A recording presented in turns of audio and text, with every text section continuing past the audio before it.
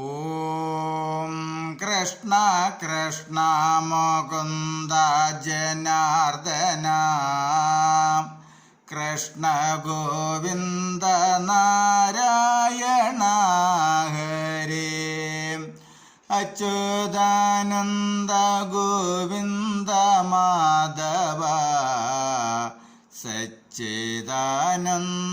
നാരായണ ഹരേ. ഓം ശ്രീ ഗുരുവായൂരപ്പ അഖില ഗുരു ഭഗവൻ നമസ്തേ.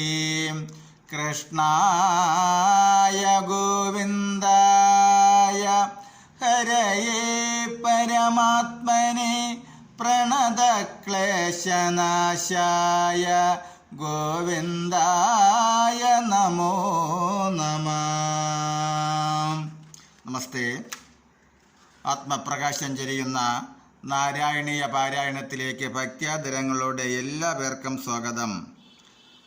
ശ്രീമൻ നാരായണീയത്തിൽ 4-ാം ദശകത്തിൽ അഷ്ടാംഗ യോഗവും തൽസിദ്ധിപ്രകാരവും പാരായണം തുടരുന്നു.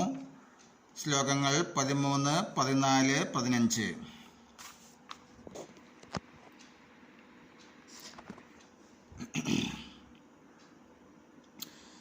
തത്ര വാ തവ പദീയദവാവസൻ പ്രാകൃത പ്രളയേതി മുക്തതാം സ്വേച്ഛയാ ഖലു പുരാ വിമുച്യതേ സംവിവിദ്യ ജഗത് അണ്ഡം ഓജസാ.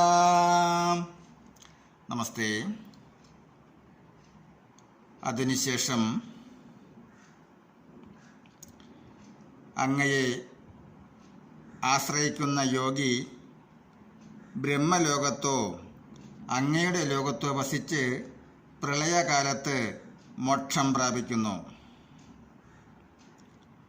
വേണമെങ്കിൽ അതിനു മുമ്പേ തന്നെ യോഗബലം കൊണ്ട് ബ്രഹ്മാണ്ടത്തെ ഭേദിച്ച് മോക്ഷം നേടുകയുമാവാം. ലോകങ്ങൾക്ക് മൊത്തം പ്രഭുവാണങ്ങ്. അതുകൊണ്ട് വിഭുവെന്നും പ്രഭുവെന്നും പറയുന്നു. ശ്ലോകം 14.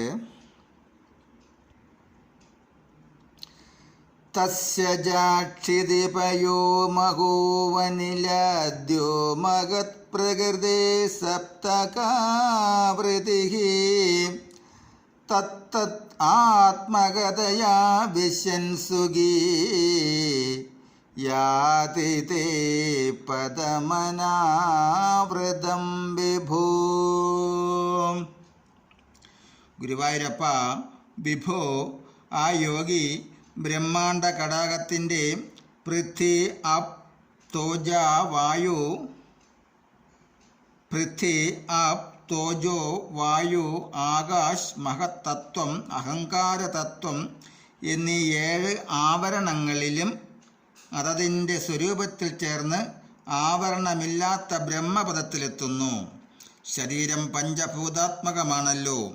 ബ്രഹ്മപദത്തിലെത്തുമ്പോൾ ആത്മാവ് മാത്രമേ ഉണ്ടാകൂ.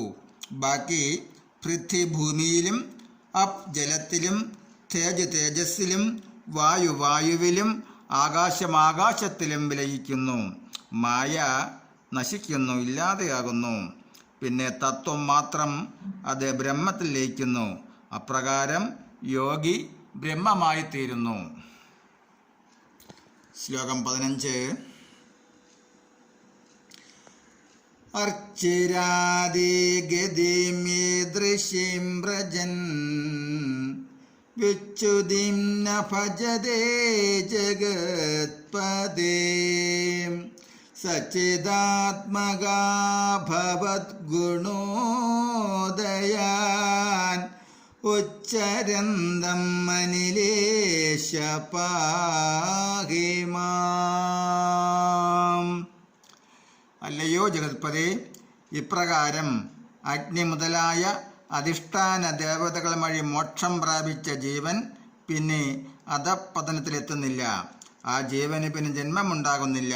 ഹേ സച്ചിദാനന്ദ സ്വരൂപ, അങ്ങയുടെ ഗുണഗണങ്ങളെ കീർത്തിക്കുന്ന എന്നെ അവിടുന്ന് കനിഞ്ഞ് രക്ഷിക്കണമേ. ഈ ദശകത്തിൽ കവി അഷ്ടാംഗ യോഗ സാധനകളെയും യോഗസിദ്ധികളെയും പറ്റി പ്രതിപാദിക്കുന്നു. യോഗ സാധനകളെ കൃത്യമായി ശ്രദ്ധയോടെ ഭക്തിയോടെ അനുഷ്ഠിക്കുന്ന യോഗി നിര്യാണകാലത്ത് പഞ്ചീകൃതം കഴിച്ച് എപ്രകാരം ബ്രഹ്മത്തിലെത്തുന്നുവെന്ന് അറിയിക്കുന്നു. കവിക്ക് ശരിയായ ആരോഗ്യം ലഭിച്ചു കഴിഞ്ഞാൽ യോഗ അനുഷ്ഠാനങ്ങൾ പാലിച്ച് പഞ്ചത്വ പ്രാപ്തി ആഗ്രഹിക്കുന്നതിനുള്ള സൂചനയുമുണ്ട്. നമസ്തേ. നാരായണീയത്തിൽ അടുത്ത ഭാഗം ദശകം 5 വിരാട് പുരുഷോൽപത്തി തുടരും നാളെ. ഹരേ രാമ ഹരേ രാമ രാമ രാമ ഹരേ ഹരേ ഹരേ കൃഷ്ണ ഹരേ കൃഷ്ണ കൃഷ്ണ കൃഷ്ണ ഹരേ ഹരേ.